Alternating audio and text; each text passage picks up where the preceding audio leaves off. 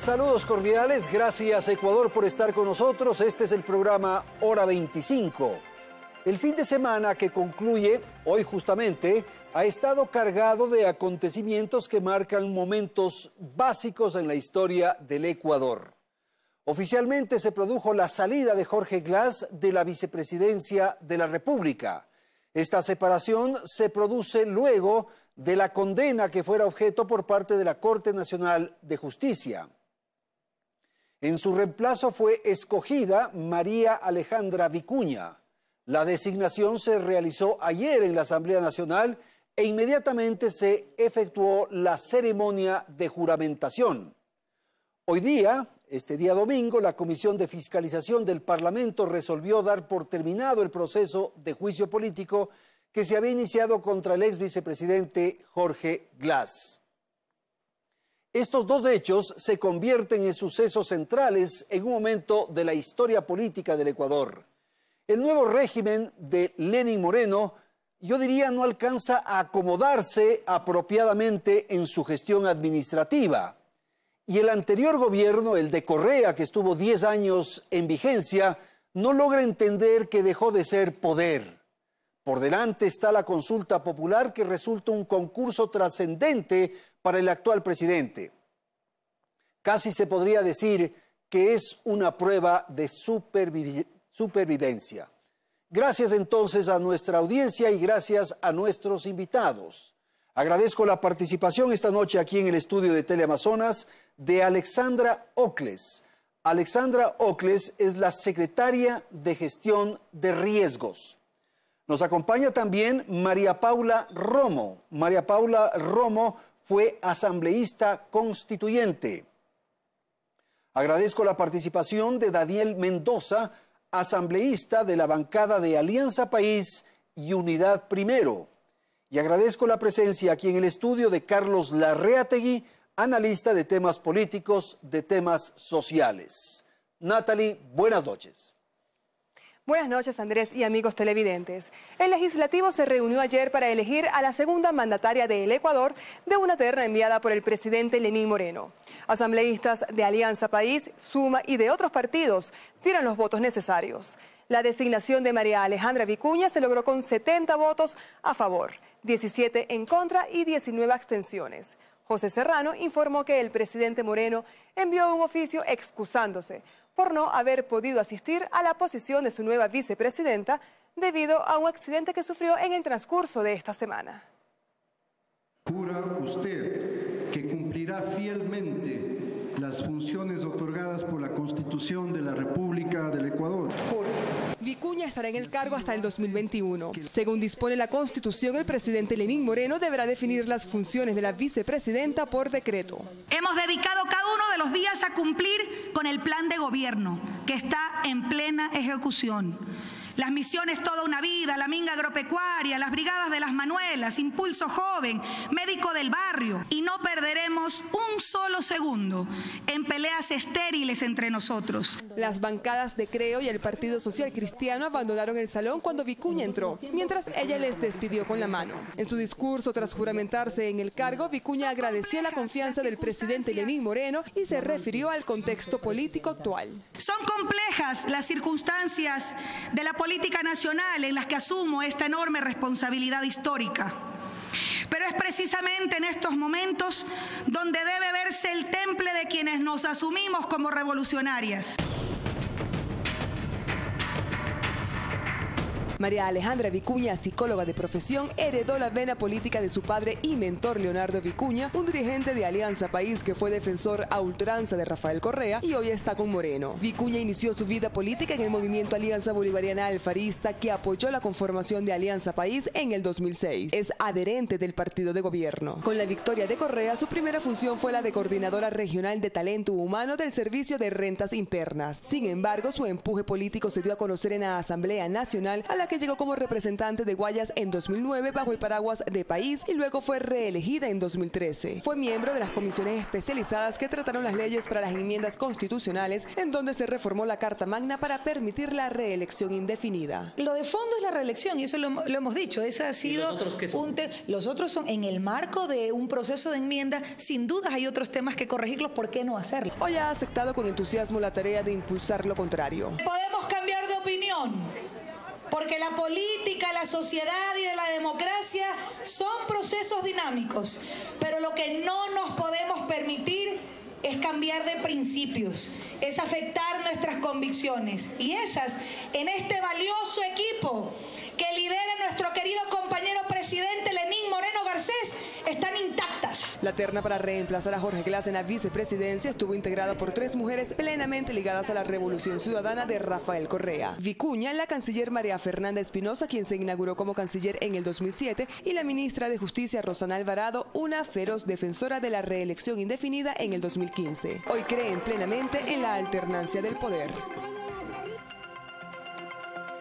Bien, vamos a empezar entonces nuestro programa con la participación de Alexandra Ocles, y capaz que podríamos plantear, Alexandra, qué significa, cómo entender la designación de ayer en la vicepresidencia para María Alejandra Vicuña. Buenas noches. Gracias, Andrés. Buenas noches. Un saludo cordial al pueblo ecuatoriano y un saludo también a los contertulios. Creo que el nombramiento de María Alejandra es el cierre de un capítulo complejo y triste en la historia del país, que hemos vivido en estos últimos años y sobre todo en estos últimos meses. Creo que también es el reflejo de la confianza del presidente de la República en la capacidad de las mujeres que hacemos parte del gabinete y que hacemos parte de la sociedad y de la vida política del país. Pero creo que también es un sinónimo fuerte de confianza de una compañera militante que tiene la capacidad también de acompañar al presidente de la República en este nuevo periodo, donde la lealtad y sobre todo la capacidad de poder seguir transformando el país van a contar mucho. ¿Se han cumplido todas las exigencias legales, cree usted, para esta designación? Sí, se han seguido los pasos, en eso el presidente ha sido absolutamente riguroso, así que lo ha manifestado en distintos momentos y creo que en esa medida se han cumplido los requisitos necesarios. Ok, Carlos, su apreciación sobre el tema planteado, por favor. Muchísimas gracias y muy buenas noches con buenas todos. Noches, sí. Bueno, es indiscutible que el presidente de la República tiene todo el derecho de seleccionar a su compañero en el gobierno, su vicepresidente o vicepresidenta, y en ese sentido, pues, es una prerrogativa presidencial que nadie puede contestar, pero lo que cabe analizar aquí es las señales, ¿no es cierto?, que proyecta esta designación de la vicepresidenta Vicuña. Y en primer lugar, la señal incontestable es que el presidente ha privilegiado el partido, ¿sí?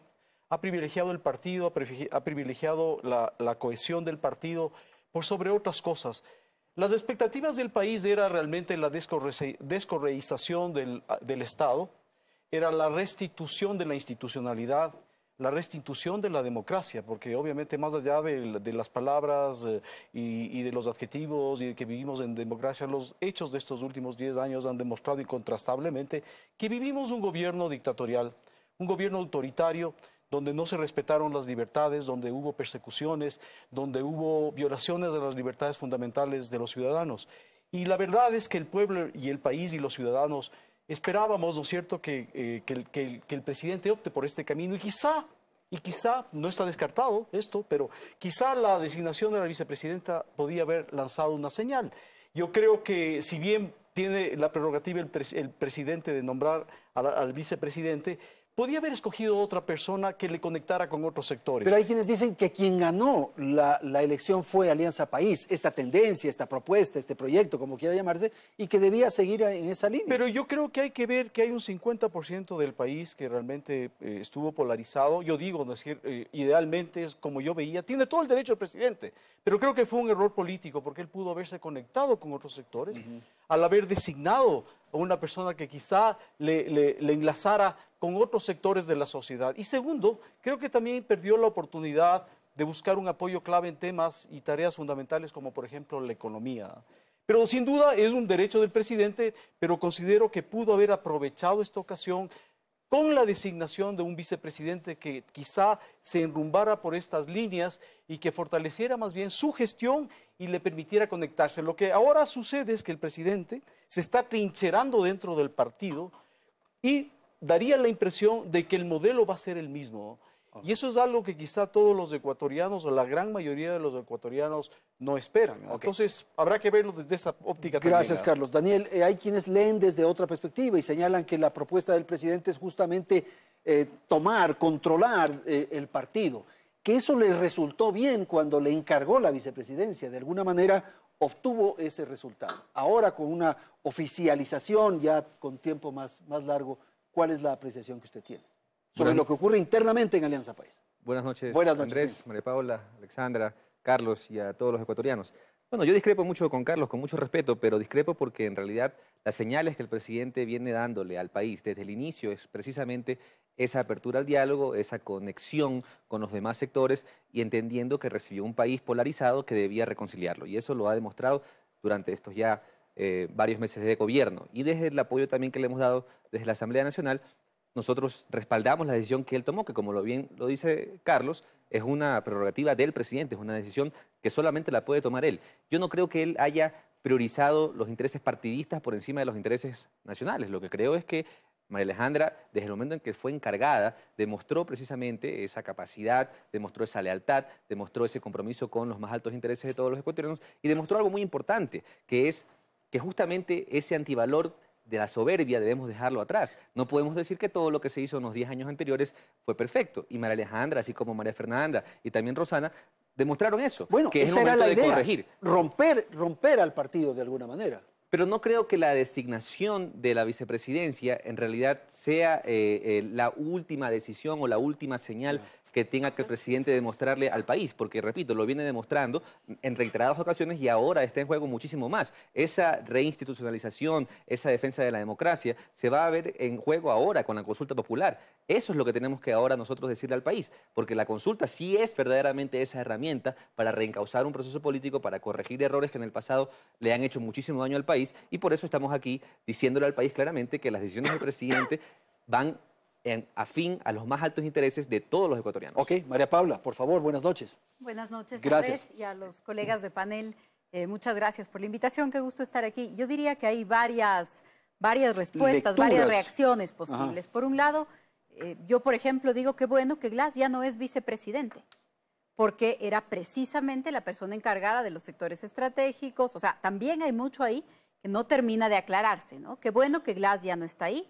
Ojalá la tarea no solamente de la nueva vicepresidenta, sino de todo el gobierno, de la Administración de Justicia, sea terminar con las investigaciones que apenas han empezado. Creo que por otro lado era previsible que el presidente Moreno escoja de entre sus filas, de entre su círculo político, a la compañera de fórmula para ser parte, pues, del gobierno, del Ejecutivo, para ser la vicepresidenta, que además es un cargo tan importante. Pero creo que también son comprensibles todas las reacciones de preocupación de la ciudadanía y de varios sectores de la población. ¿Por qué? Porque el presidente Moreno nos dice hay como 40.000 millones de dólares de diferencia entre lo que el gobierno anterior dijo que se debía en el país y lo que ahora se debe. Hay 640 obras con irregularidades, grandes obras con irregularidades en el país. Se borraron unos 2.500 millones de dólares de las cuentas del IES que no se debían haber borrado. Se concentró el poder, se persiguió a los opositores, no estuvo bien lo que se hizo con las organizaciones de la sociedad civil y todo eso creo que le da un aire al país, le da oxígeno al país y dice qué buena noticia. Pero luego de decir todo eso, varias de las personas que participaron en esas decisiones o que se hicieron de la vista gorda de esas decisiones siguen tomando nuevas resoluciones en el país, siendo parte de las altas esferas del poder. Entonces, creo que también hay esa impaciencia en el país de decir, bueno, ¿cuándo pasamos más allá del anuncio, de la retórica, también a que otros sectores asuman las consecuencias de lo que hicieron hace 6 meses, no hace 6 años, no hace 10 años, sino hace 6 meses? ¿Qué pasa con la Comisión de Fiscalización en la Asamblea? ¿Qué pasa con los órganos de control? ¿Qué pasa con temas que son de fondo? Por ejemplo, en el caso de la vicepresidenta Vicuña, que yo creo que, por supuesto, tiene sus méritos personales, sus méritos políticos, pero el hecho de que ella hace unos pocos meses haya filtrado el audio de una conversación privada de Marta Roldós.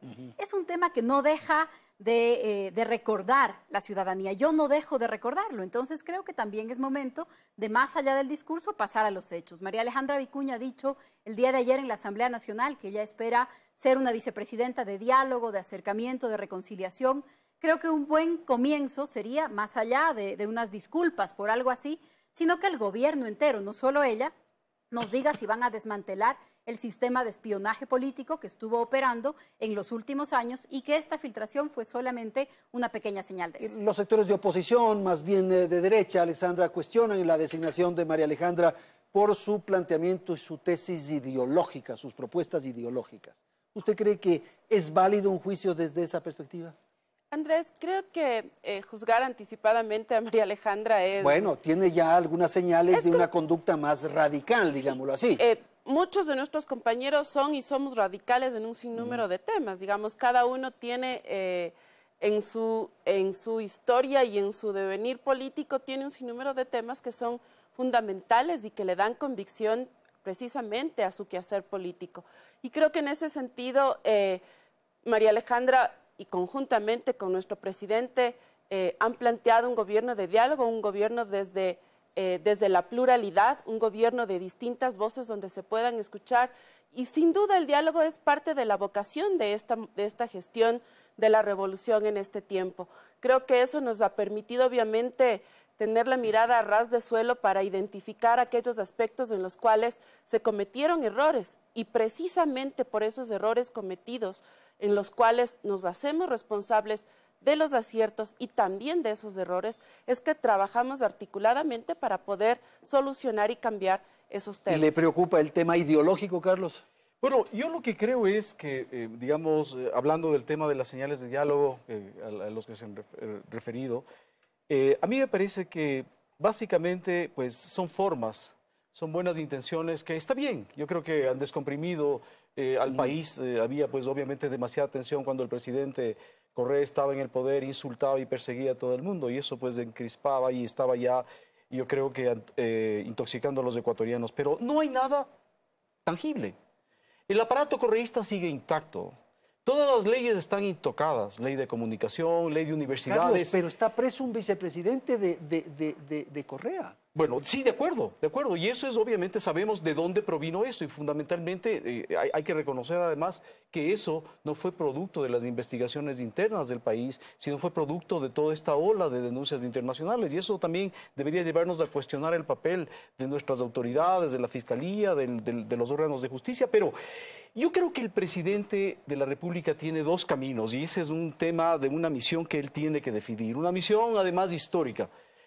O el presidente se convierte en un presidente de transición para reinstalar la democracia en el Ecuador, que no existe, o el presidente se atrinchera en el partido y mantiene intacta todo este aparato. Porque no es como dice Alexandre Rores, parecería que es un problema de personas, parecería que es un problema de haber escogido tal vez a funcionarios incorrectos para que se produzca toda esta ola de corrupción. No, es el sistema el que está mal. Y es un sistema sin controles, sin balances, sin contrapoderes. Entonces, no es solamente errores de personas, esto es un sistema que está podrido. Y es un sistema que está podrido porque precisamente es un sistema centralista, un sistema que de alguna manera responde a un caudillo, y eso no está bien. O sea, ahora obviamente estamos con el presidente Moreno, que tiene otro talante, que es un presidente tolerante, pero el país no puede depender de los temperamentos. De los temperamentos o de las inclinaciones de los presidentes. Un día nos toca un energúmeno y otro día nos toca un presidente tolerante y dialogante. No, el país necesita instituciones, y esa es la gran misión que tiene el presidente Moreno que escoger. Tengo que ir a la publicidad, vamos a ir a un corte y enseguida retornamos para la segunda parte del programa. Les debo la palabra a María Paula y Daniel. En un instante retornamos.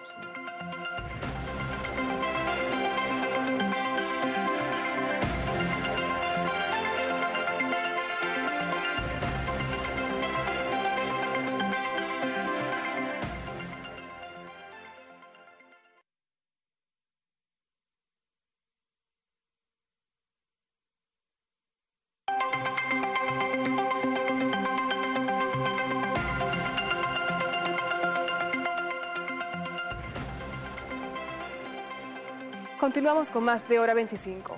Este domingo, la Comisión de Fiscalización de la Asamblea Nacional suspendió el juicio político a Jorge Glass, argumentando que a estas alturas es improcedente porque ya perdió su condición de vicepresidente. Asambleístas de la bancada opositora defendían la continuidad del proceso político, argumentando que el juicio se inició cuando Glass era todavía vicepresidente. Los oficialistas, en cambio, aplaudieron la suspensión del proceso debido a que la Constitución no considera un juicio político para ex vicepresidentes o expresidentes de la República, como sí ocurre con los ministros y titulares de las entidades de control. La Constitución no nos faculta a continuar. Jamás seremos parte, cómplices o encubridores de un proceso de corrupción. Jorge Glass ya había enviado a la Asamblea un documento con las pruebas de descargo para su defensa en el juicio político. Esas pruebas y las presentadas en su contra por el asambleísta proponente del juicio, Roberto Gómez, serán enviadas al presidente del Legislativo, José Serrano, quien evaluará enviar estos documentos a la Fiscalía. La suerte de Glass cambió del día a la noche. Si a comienzos del 2017 Glass contaba con una posición privilegiada que le otorgaba poder y seguidores, hoy está cada vez más solo. Durante la audiencia del 13 de diciembre, en que la Corte Nacional de Justicia lo sentenció, sus simpatizantes en los bajos del edificio no llegaban a 50 personas.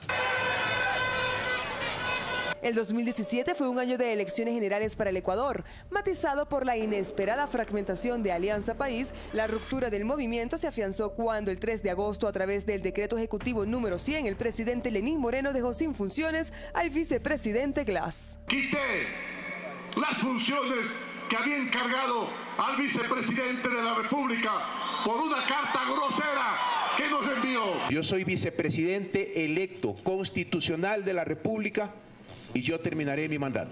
Esa misma semana, Moreno declaró la lucha contra la corrupción. Esto luego de que se difundieran 2 audios sobre la investigación a Odebrecht, en lo que se señalaba a Glass como parte de una trama de sobornos. El 21 de agosto, tras 2 meses y medio de investigaciones en el caso Odebrecht, la fiscal Diana Salazar informó que halló 10 indicios que involucrarían al vicepresidente en el delito de asociación ilícita.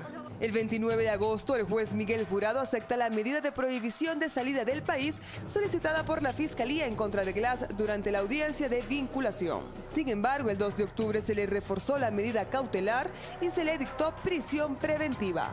Como lo dije siempre, los inocentes no tienen por qué huir. Casi a medianoche de ese día fue trasladado de Guayaquil a la cárcel 4 de Quito. El martes pasado se cumplieron los 90 días máximos permitidos de ausencia temporal en el cargo de vicepresidente según el artículo 150 de la Constitución. Es entonces que los días de Glass como segundo mandatario terminaron, pero su salida no responde a un proceso judicial o político en su contra, sino más bien a uno administrativo, tal como dicta el artículo ya citado.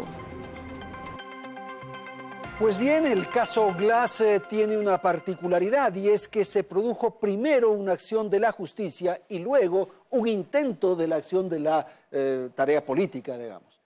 ¿Cómo entender esto, Daniel? Bueno, primero quiero decirle al pueblo ecuatoriano que como el que más comparto ese sentimiento de que la Asamblea debió en su momento llegar incluso a destituir a Jorge Glass a través de un verdadero juicio político que obviamente evidenciara quizás mucha más información de la que hasta ahora se conoce. Pero creo que en realidad debemos siempre enmarcarnos en lo que es el debido proceso y actuar en derecho, en lo que está escrito en la Constitución. Y bajo esa premisa, yo lo he dicho antes, mi criterio es que a partir del día que detuvieron a Jorge Glass, a partir del 2 de octubre, ya se contaban con los elementos suficientes para poder dar paso, dar trámite al juicio político, pero respeto el criterio del Consejo de Administración Legislativa, que decidió esperar a tener una sentencia por la parte penal. El mismo día de la sentencia, el CAL se convocó. Pero ni siquiera con la sentencia hay un juicio político. Porque ya en este momento el juicio político realmente es extemporáneo. Es decir, pensemos qué es lo que le sirve al pueblo ecuatoriano, qué es lo que realmente le hace bien al país. Saber, es decir, qué es lo que ha pasado. saber. Y nosotros, desde la Comisión de Fiscalización, desde la Asamblea Nacional, estamos comprometidos precisamente con que la verdad y la transparencia sean las que prevalezcan y que se investigue absolutamente todo. Es decir, no puede quedar una sola persona sin ser investigada y tiene que investigarse absolutamente cada uno de los casos de corrupción. ¿Daría más la impresión de que desde la Comisión de Fiscalización se protege, se tapa, se encubre? Bajo ningún concepto. Es que precisamente por eso tenemos que diferenciar lo que es un juicio político y lo que es realmente una investigación por la parte penal y la administración de justicia. Okay. Son dos cosas completamente diferentes y la Asamblea lo que está actuando es en derecho. Lo que se puede y lo que no se puede hacer de conformidad a la Constitución. María Paula. Jorge Glass debió pudo y debió haber ido a un juicio político mucho antes de su privación de libertad, porque el juicio político no es el juicio penal. El juicio político es la sanción por lo que se le ha encargado hacer y no hizo. Y, por ejemplo, cuando se les encuentra a los gerentes de Petroecuador con unos billetes que se les salen del techo, de los cajones, del piso de la casa, y son los sectores que controlaba Glass, ya podía haber sido llamado a la Asamblea. A mí me parece que es una tomadura de pelo, una vergüenza que la presidenta de la Comisión de Fiscalización diga jamás seremos cómplices y encubridores. Hace 4 meses esa comisión le recibió con alfombra roja a Glass y le aplaudió en uno de los salones de la Asamblea Nacional, cuando ya teníamos las grabaciones y las delaciones, las confesiones del encargado de Odebrecht. Entonces, la Asamblea Nacional debió haber hecho todo lo que estaba a su alcance para llevar a Glass a juicio político. Hoy y ha día, hecho todo María lo que Paula, podía para evitarlo. se pudo haber desbrozado, digamos, el sendero, el camino para el juicio político, pero finalmente no ocurrió. ¿Es que hay miedo, hay temor? ¿Puede hablar demasiado? ¿No es conveniente que hable? ¿Cuál es su apreciación? Mire, yo creería que se trata solamente del caso de Jorge Glass, y es que en los otros casos la comisión, la asamblea funcionaran de manera distinta, pero me parece que no se trata solamente del caso de Glass o del caso de Odebrecht. Es lo mismo que la asamblea ha hecho con la comisión Ampetra, que todavía no tiene informe final, hace 3 meses debía tenerlo. ¿Qué pasa con la Asamblea, por ejemplo, que no termina de reformar el Código Penal para eliminar el informe previo de Contraloría para que los funcionarios públicos puedan ser investigados por peculado? Son una serie de mecanismos de protección y de impunidad. Unos tienen que ver con lo legislativo, otros tienen que ver con la fiscalización, otros tienen que ver con informes de comisiones especiales, y la Asamblea no está funcionando en ninguna de esas dimensiones. Esa es la sensación, Alexandra, que no se zafa todavía Moreno de Correa, de esos correitas que hay alrededor de él. Andrés, creo que el escenario, sin duda, el escenario político de estos últimos meses para todos ha sido complejo, más para quienes hacemos parte de Alianza País, al ver un movimiento que efectivamente visibilizó sus diferencias. No quiero decir con esto que antes no lo hizo, lo hemos hecho en un sinnúmero de veces, hemos visibilizado y discutido además a la interna nuestras diferencias, y hoy se exteriorizaron muchísimo más. Creo que en ese escenario es importante, y lo ha dicho el presidente, porque Carlos decía hace un momento algo alrededor de que este no es un tema de temperamento. Sin duda, no es un tema de temperamentos, es un tema de convicciones. Y el presidente ha expresado, ¿no? Es un tema de convicciones, así lo veo yo. Creo que el presidente ha expresado claramente que cree en la democracia, que cree en la institucionalidad, que cree además en la independencia de funciones, que cree en la pluralidad. De lo contrario, hay temas que en estos 6 meses no se habrían dado. Y creo que eso también es evidente y es bueno decirlo. El acercamiento a una serie de organizaciones sociales que estuvieron distantes de este proceso. La derogación del decreto 16 que afectaba a las organizaciones sociales, con el que muchos de nosotros fuimos críticos frente a ese decreto, y otras acciones más que demuestran claramente que en estos 6 meses sí ha habido y hay una clara intención de transformar. Es más, por ejemplo, el tema de las universidades, pues, sí. Carlos. Ahora, es un tema, va más allá de las convicciones, porque son cosas que, obviamente, yo no discuto las convicciones que pueda tener el presidente de la República, pero eso tiene que materializarse en hechos, en reformas, y eso es lo que no ha sucedido. Repito, el aparato correísta está intacto. Sí. Ahora, yendo al tema del juicio político, quisiera hacer algunas precisiones. Aquí discrepo con María Paula. El juicio político no es una sanción, como dijo María Paula. El juicio político es un proceso de control político, esa es la institución. Pero si termina en la destitución, puede terminar en un enjuiciamiento. Hay censura, y yo creo que ese es el equívoco que está llevando a argumentar que ya no es, que es extemporáneo, como decía Daniel, no es vicepresidente, ¿no? Porque ya no es vicepresidente. ¿Por qué? Porque es un instrumento de control político, no es un juicio penal, no es un juicio de normas jurídicas, es una institución de control político que todas las democracias tienen. Y es obviamente un proceso de control político precisamente por la prerrogativa que tiene la Asamblea de pedir cuentas al Ejecutivo. Y esto puede terminar en censura, en destitución, y pueden aparecer nuevos indicios para procesos penales. Entonces, ¿qué es lo que podría pasar? Si realmente se respetara esta institución, en este juicio político podrían aparecer otros indicios que quizá van más allá de los descubiertos o de los identificados por la Fiscalía.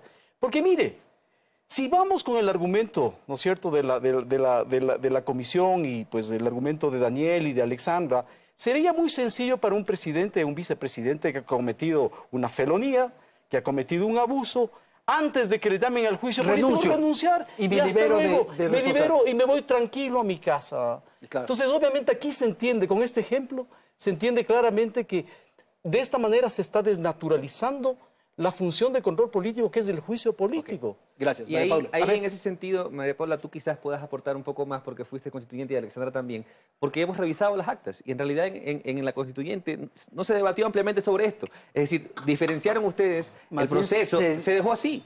Y yo quiero entender que no lo hicieron a propósito, porque se dejó así el 129 diferente al 131. El 129 no nos permite a nosotros pues, enjuiciar a un presidente o vicepresidente después de se lo libera que haya al presidente renunciado. Y al vicepresidente. Y eso lo tienen que responder los constituyentes porque fueron quienes hicieron esa Carta Magna. En ese sentido, a mi criterio, yo fui el asambleísta que en la Comisión de Fiscalización dije claramente que si nosotros tenemos que enmarcarnos en el debido proceso y nosotros llegamos a recibir pruebas de cargo por parte de los proponentes, también debemos llevar a recibir las pruebas de descargo de Jorge Glass.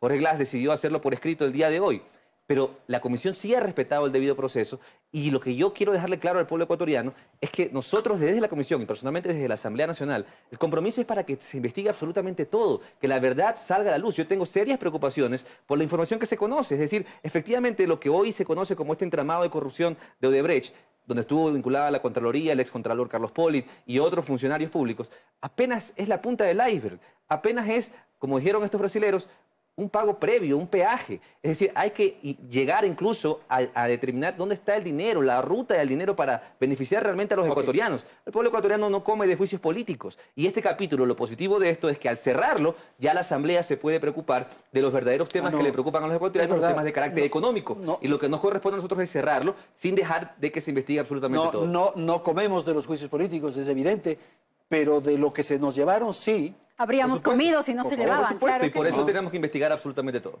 A ver, yo creo que no se trata de que los constituyentes interpretemos la Constitución. Si es que hay alguna duda, habría que consultarle a la Corte Constitucional. Pero o sea, si es que hubiera... debate en ese momento. ¿Me permites responderte? Si es que hubiera alguna duda y la Asamblea quisiera llegar a un juicio político, lo habría hecho hace meses. Primera cosa. Segunda cosa, si hubiera alguna duda y la Asamblea todavía tiene la posibilidad de ir ahí, podría hacerle una consulta a la Corte Constitucional, no a ninguno de los constituyentes, sino a la Corte Constitucional.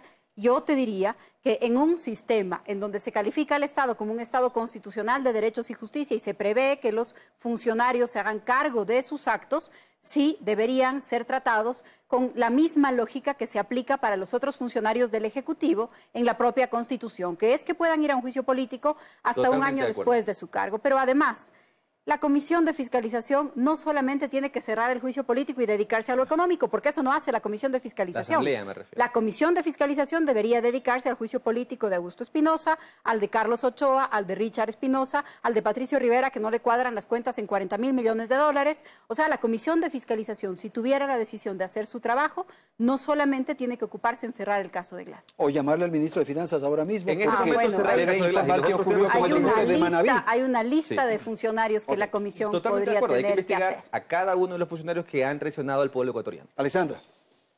Creo que también en este momento obviamente hay tareas para todos, para el Ejecutivo, para el Legislativo y sin duda para la función judicial también, para los operadores de justicia.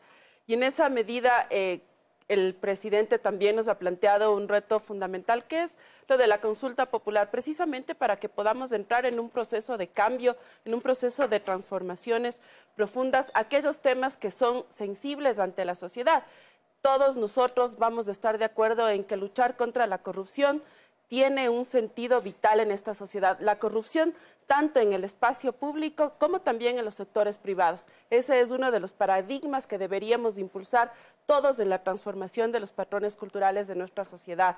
La participación ciudadana, la alternancia como principios básicos de la propia democracia para poder ir generando esta serie de transformaciones. Alexandra, en esa línea de pensamiento suyo sí hay un déficit, para ponerlo en esos términos, de la Comisión de Fiscalización, en esa lucha en contra de la corrupción. De acuerdo, pero ese es un tema que la Comisión de Fiscalización tiene que responder. Ah, sí, claro. son ellos los que tienen que responder y nosotros, también, la ciudadanía, también interpelar a la Comisión de Fiscalización. Porque lo que da la sensación, Daniel, es que hay una protección. Entendiendo, y tú sabes, María Paula, y Alexandra, tú también, que el trámite llega a la Comisión de Fiscalización una vez que el CAL tramitó y luego del dictamen de la Corte. Es decir, la Comisión, según los tiempos que ha tenido en estas últimas semanas, que fue ya casi cerrando el 2016, en realidad, 2017, en realidad ha cumplido con los tiempos. Pero yo discrepo con el criterio que tuvo el Consejo de Administración Legislativa en su momento para esperar la sentencia de la justicia penal. Solamente con eso. Pero de ahí lo respeto como el que más y nosotros como comisión hemos actuado. Ahora no nos corresponde seguir porque ya realmente es extemporáneo, respetando el criterio de Carlos, ¿no? Quisiera referirme a dos temas que han señalado Daniel y Alexandra, que con relación a la consulta popular, Alexandra habla de una transformación profunda y Daniel habla de la reinstitucionalización del Estado. Yo no creo que la consulta popular llegue a tanto. La consulta popular contiene temas importantes, pero de ninguna manera realmente transforma este aparato correísta que, repito, sigue intacto e intocado. Y el tema es que lo que no quisiéramos los ecuatorianos es que la consulta popular sea simplemente un instrumento para zanjar disputas de dos facciones partidistas. Porque si no hay un proceso posterior de transformación del país, de revisión de las leyes como las de las universidades y de comunicación que son absolutamente opresivas, si no hay una revisión de la independencia del aparato judicial, de las cortes y lo demás, lo que va a hacer esta consulta popular es simplemente un instrumento para resolver problemas partidistas y de dos facciones. Obviamente todo apunta a que gane el sí, todo apunta a que se afiance la posición del presidente Moreno sobre la posición del expresidente Correa. Esto en definitiva me parece también que podría hacer pensar que esto es un verdadero plebiscito a favor o en contra de Correa, pero no, el país necesita otras cosas. Y entonces yo digo, está bien, son temas importantes, pero no hay ninguna transformación verdadera y tampoco ninguna reinstitucionalización.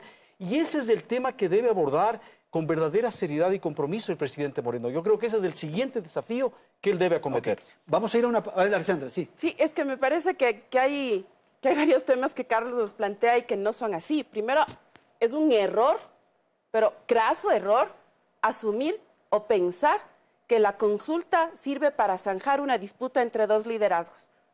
De ninguna manera. La consulta es una de las voces y de los pedidos de la ciudadanía, porque hay temas sensibles. No estoy afirmando, estoy diciendo que podría parecer si no se hacen pero estas no es así. otras transformaciones. Entonces, si puede parecer, digamos, aclaremos porque no es así. Con hechos, no con palabras. Pero, ¿qué más hecho que la propia consulta? No, eso digo. ¿Qué más hecho que la propia consulta? Más allá si de no la fuera consulta. así, digamos... ¿Dónde están las reformas a las leyes, a la Constitución? Sí, Carlos, a pero la eso independencia de la es un tema función que, judicial? de alguna manera, la reinstitucionalización, por ejemplo, en un tema fundamental, el Consejo de Participación. ¿Cómo no pensar en la reinstitucionalización del Consejo de Participación? Muchos de nosotros, me incluyo, muchos de nosotros hemos sido críticos con cómo se ha desarrollado el Consejo. Sin duda, pero entonces me parece que... Una acotación para que... Pero a ver, Carlos, si una me acotación, dejan pero... terminar, No, sí, solamente para que... ¿Puedo concluir para que después me puedas rebatir, por favor? No quería rebatirte, es algo que añade a tu argumentación que quizá incluso puedes aclarar sobre la marcha. ¿Qué sacamos si es que en el Consejo de Participación pues solamente se ponen nuevos funcionarios, ¿no es cierto?, afines al gobierno, quizá más tolerantes, quizá con el mismo talante positivo del presidente de la República, pero nada más que eso. ¿Qué hemos sacado? Tenemos nuevamente un aparato controlado por un presidente que obviamente es un presidente mesurado, tolerante, respetuoso, pero finalmente está en sus manos y si quisiera haría uso de todo ese aparato opresor que es el ordenamiento jurídico correísta. Pero me parece, o sea, anticiparse a asumir que el Consejo Transitorio va a estar compuesto por gente cercana, no sé, me parece que esa no es la lógica del presidente. Y segundo, ¿qué más democrático que los nuevos consejeros sean electos? Pues eso da cuenta de que esta democracia va madurando poco a poco. No que no hay democracia, sino que va madurando poco a poco. Ok, tengo que ir a una pausa y volvemos contigo, Daniel. En un instante retornamos.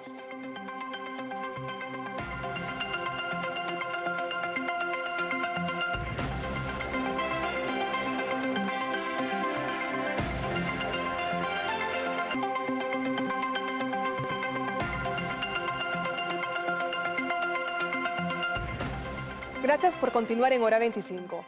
Esta semana inició la campaña electoral en diversas provincias del país por la consulta popular del próximo 4 de febrero.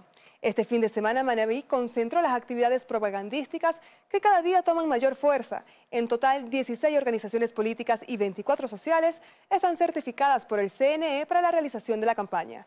36 apoyan la tesis del sí y 4 respaldan el no. De lado y lado ofrecen una campaña puerta a puerta para convencer a los electores durante este mes.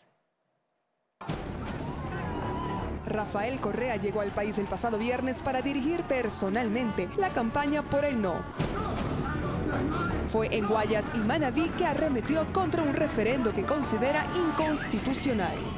Asimismo, los recién llamados Revolución Ciudadana ahora sí se preocupan por una supuesta desventaja en la campaña electoral. Con sus propios recursos se compren un aerosol y comiencen a pintar en nuestras paredes. No, tenemos una cancha inclinada, terrible, en contra.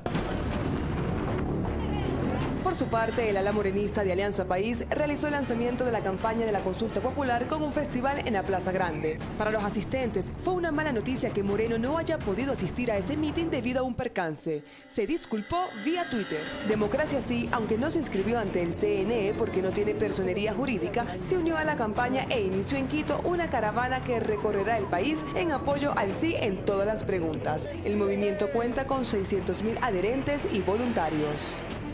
Que es hora de la alternancia en el poder votando sí, que es hora de mandarle a su casa al Consejo de Participación Ciudadana. En Guayaquil son más de 30 organizaciones que apoyan el sí en la consulta, la mayoría de ellas agrupadas bajo el nombre Somos Ecuador. Asimismo, las 168 organizaciones populares que conforman el Frente Amplio Progresista también se activaron a favor de la consulta.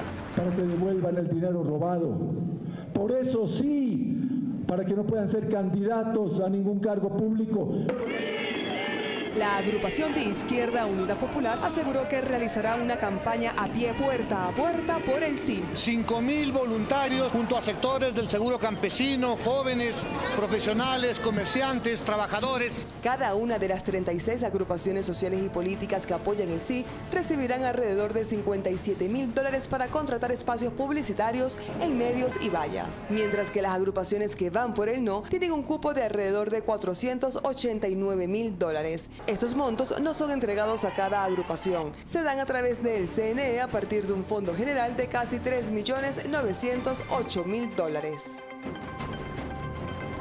Bien, vamos entonces a la tercera parte del programa. Ya algo topamos en la parte anterior, en el segmento anterior, sobre la consulta popular, pero ahora queremos profundizar algunos elementos. No sé, había comprometido darle la palabra a Daniel. Sí, Andrés. Bueno, primero decirle a Carlos que sinceramente puedo llegar a comprender la preocupación que expresó en el segmento anterior, pero sí creo que se comete un error al anticiparnos nosotros a lo que va a suceder más adelante después de la consulta popular. A mi criterio, y según muchos sondeos de opinión que hemos revisado, el pueblo ecuatoriano está consciente de que el sí le hace bien al país, de que no hay ninguna organización política que se pueda apropiar de la consulta popular, ninguna, ni Alianza País, ni Democracia Sí, ni ninguna otra organización política, que es la consulta del pueblo, que es el soberano quien debe empoderarse de este proceso electoral para corregir temas de fondo que le han afectado a todas las familias ecuatorianas. Es bien compleja la situación en la que se encuentra el expresidente Correa y quienes están defendiendo el no, porque al defender el no realmente lo que están es evidenciando intereses personales, particulares, ¿sí?, que el pueblo ecuatoriano ya no les compra ese discurso. Por lo tanto, nosotros hoy tenemos que ser muy enfáticos en que rayar 7 veces sí en las preguntas de esta consulta popular es lo mejor para el país, es trabajar en equipo por construir un mejor Ecuador. Y sí creo que tenemos que darle ese voto de confianza al presidente Lenín Moreno, porque estoy de acuerdo contigo, Carlos, que lo más importante es lo que viene después de la consulta popular. Lo más importante es lo que va a pasar con el Ecuador y con la institucionalidad del país después de la consulta popular. ¿Cómo le vamos a dar resultados a las familias ecuatorianas? ¿Cómo vamos a hacer que eso que el pueblo decide en las urnas se traduzca en realidades tanto desde la Asamblea como desde la política pública del Ejecutivo? El expresidente Correa está en campaña, sabemos todos, y un poco el discurso, el planteamiento que formula es que esto que se va a hacer en la consulta, en caso de que sea adversa a la tesis de Correa, es retroceder, María Paula. Es retroceder y más bien beneficiar a aquellas tesis que provienen de la derecha. Yo creo que el expresidente Correa está ya casi en una situación desesperada, ¿no? Creo que lo que él está haciendo se entiende desde su posición en este momento. Sus colaboradores más cercanos, unos están presos, otros están a punto de irse presos y otros están directamente en la campaña del sí. Esa debe ser una situación muy complicada para el expresidente. Pero yo quería regresar sobre algo que se ha dicho aquí. Me parece que no se deben subestimar las señales importantes que ha dado el presidente Moreno. Creo que lo que ha hecho es precisamente lo que hoy explica que un presidente que hace 6 meses se posesionó en un país dividido, enfrentado, polarizado, hoy tenga un respaldo de más del 70% de la población. Entonces, hay señales importantes, hay voluntad política de parte del presidente Moreno, pero creo que la consulta debe ser apoyada sin que eso se entienda como un cheque en blanco. Yo creo que debe ganar el sí, creo que va a ganar el sí, yo voy a votar por el sí en todas las preguntas, por su contenido, pero también por las implicaciones políticas que tiene, que no se pueden desconocer. Pero a pesar de todo eso, a pesar de las señales positivas, a pesar de que creo que el sí ganará con holgura, que todos deberíamos hacer lo necesario para que así sea, no puede ser un cheque en blanco. Y parte de eso significa reconocer que quienes estamos preocupados por lo que viene el 5 de febrero, no estamos adivinando, ni anticipándonos, ni especulando, ni de agoreros del desastre. Estamos simplemente proyectando sobre lo que ya han hecho. Porque la Comisión de Fiscalización en junio, usted, asambleísta Mendoza, dijo que no iba a prestarse para el show del juicio político. Aquí estamos 3 meses después diciendo que haría todo lo posible para enjuiciar a Glass. Entonces, una asamblea que ha evitado al máximo que vaya a juicio político el ex ministro Espinosa. Con todo respeto, que no ha hecho nada ¿no? con el tema. Yo se la busco y se la pongo en Twitter en un rato. Sí. Yo se la pongo en Twitter en un rato. Pero Pero no también yo le voy a mostrar los aplausos de la presidenta de la Comisión de Fiscalización hace 3 meses. Es decir, hay preocupación. No digo que regresemos y nos enredemos en ese argumento, pero digo, la preocupación no es gratuita. El sí en la consulta no es un cheque en blanco. El gobierno, la asamblea, el presidente Moreno tiene que mirar la gran responsabilidad de este respaldo inmenso que está recibiendo del país. Ok, Carlos, por favor. Sí, evidentemente la posición del no del expresidente Correa es verdaderamente absurda. Es decir, yo me imagino que con el afán de no confundir a su electorado, pues él está solicitando el no. Pero imagínense lo que es decir no, o mejor dicho, con ese no decir sí a los abusos sexuales. A los abusadores. Decir sí a que la corrupción quede impune. Sí, a muchas otras cosas. Entonces, ha entrado realmente, como decía María Paula, en una situación verdaderamente ilógica, absurda, yo diría hasta ridícula. Y naturalmente, como decía, los temas de la consulta son temas importantes. Yo igualmente apoyaré y rayaré 7 veces sí, porque creo que son temas importantes, pero como decía, hay que ir más allá y tomo la palabra de Daniel. Espero que, digamos, el asunto de la reforma política no se quede con esta consulta, que sí, toca algunos temas importantes, pero que se vaya luego al grueso de la Constitución, de las diferentes leyes, asegurar la independencia de los poderes. El presidente Moreno no pasará la historia por reconstruir Alianza País.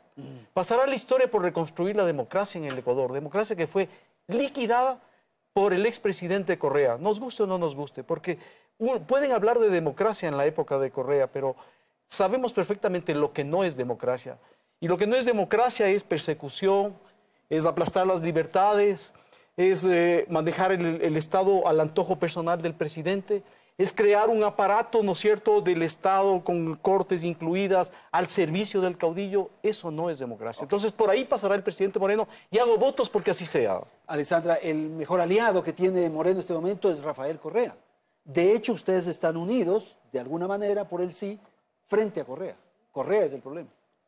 Bueno, cuando uno... ¿Les cuesta trabajo a ustedes esto que les planteo? Andrés, creo que, a ver, cuando uno piensa en el país del buen vivir, uno, o por lo menos yo, no puedo entender que alguien que estuvo al frente de este país y que sin duda le hizo grandes transformaciones, hoy esté apostando por un no. Esa parte... No, los traidores son ustedes. Yo no, creo que Daniel tampoco. Traidores, Andrés, traidores, los amigos que estuvieron en el círculo y que le hicieron daño. Ninguno de nosotros bajó los brazos contra la corrupción.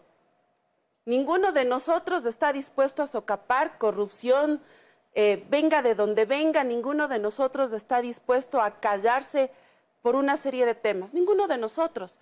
No lo hice antes, no lo voy a hacer ahora. Así que en esa línea traidora, por lo menos yo, Alexandra Ocles, no me siento. Traición realmente es traicionar justamente esa confianza que el pueblo depositó en un proceso político, que depositó en personas específicas y que ahora pues es de conocimiento público, han estado inmersos en un entramado de corrupción nefasto que ha afectado a todos los ecuatorianos. Yo siempre he sido muy claro en mis declaraciones cuando he dicho de que cuidado confundimos la fiscalización, ahí sí, con un show político. Porque en eso se habían especializado muchísimas organizaciones políticas precisamente en hacer de la fiscalización esa tarima, esa vitrina para dar un salto a otro escenario. Yo creo que la fiscalización tiene que ser seria, tiene que ser transparente, tiene que hacer que la verdad sea la que prime. Siento que la Asamblea en este proceso de fiscalización comparto el sentimiento ciudadano de que debimos llegar a destituir a Jorge Glass, pero repito, la Comisión de Fiscalización ha actuado respetando el debido proceso y respetando los tiempos.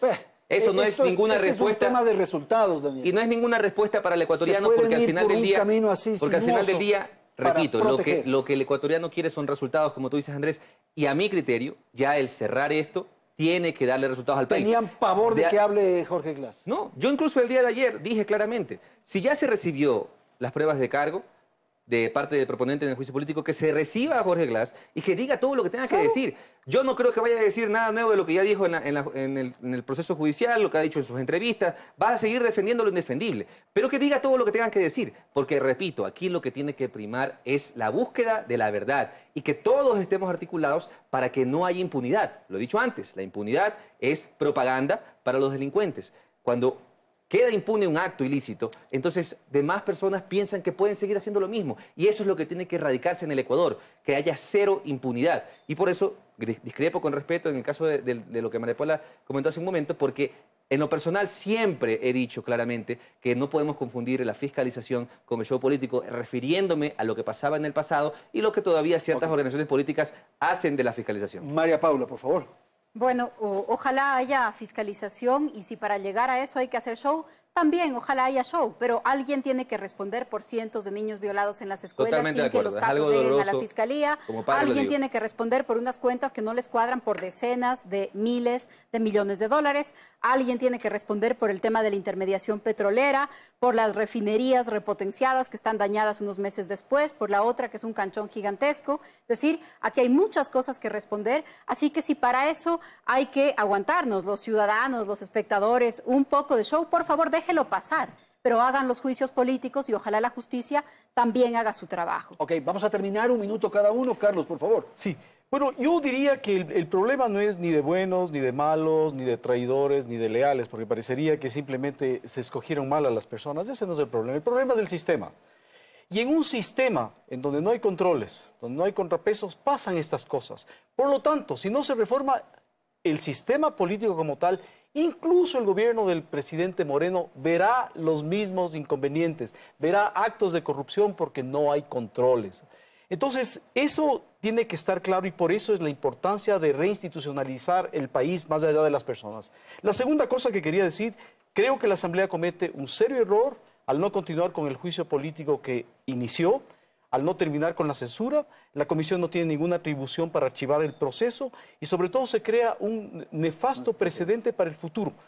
Se desnaturaliza la institución del control político, que es el juicio que consagra el artículo 129 de la Constitución. Muchas gracias, Carlos. Alexandra, por favor, un minuto. Bueno, por la alternancia en el poder, por la democracia en el Consejo de Participación, por la lucha contra la corrupción y contra la impunidad, por la garantía de derechos de nuestros niños, niñas y adolescentes, por el ambiente, porque además esta es una consulta que primera vez hace una pregunta sobre temas ambientales, tanto para la Amazonía como para la minería, y por tener una ley más adelante de plusvalía que efectivamente pueda regular y controlar la especulación de la tierra. Yo le digo 7 veces sí a esta consulta. Daniel, por favor. Como padre, como esposo, como padre de 3 pequeños, en realidad el tema de los abusos de niños y niñas que se está viviendo en el país, que es realmente pequeñísima la cantidad de casos que salen a la luz y todo lo que no sale a la luz es a causa de la impunidad de este sistema que comparto con Carlos, efectivamente es un sistema que está corrompido y que tenemos que cambiarlo para que se corrija eso, para que todos trabajemos por ese mejor Ecuador en donde haya oportunidades reales de reactivación económica, derogando esa ley de plusvalía, para que haya oportunidades para todos los jóvenes en igual de condiciones, para que puedan realmente llegar a representarnos los mejores hombres y mujeres. Entonces vamos a rayar 7 veces sí este 4 de febrero. Pero para la lucha contra los violadores y eso podrían llamar al exministro de Educación, ¿no? A quien tengamos que llamar. Yo en eso también fui muy claro. Igual en la asamblea, a mí me preocupa mucho lo que pasó y todavía no tener un informe de la Comisión de Ampetra es preocupante. Lo he dicho antes y creo que este es un tema social gravísimo de todos los ecuatorianos. Esto es realmente abominable y no hay nadie que pueda realmente soportar que cualquier funcionario público haya, por acción u omisión, dejado pasar un solo caso de abuso. Por favor, María Paula, lo más rapidito. No hay salvadores y debemos dejar de buscarlos, no hay soluciones inmediatas y mágicas, pero la consulta popular nos ofrece una salida en un momento de grave crisis ética, política e institucional. Creo que debemos hacer lo que esté a nuestro alcance para que la consulta gane con holgura, pero también debemos empezar a trabajar en el papel que a todos nos corresponde el 5 de febrero. Sin soluciones mágicas, hay mucho que reconstruir, tenemos una salida por delante, hay que seguir ese camino. Muchísimas gracias a nuestros invitados aquí en el estudio, Alexandra Ocles, María Paula Romo, Daniel Mendoza y Carlos Larreategui. Gracias a la audiencia, felicidades, hasta la próxima semana.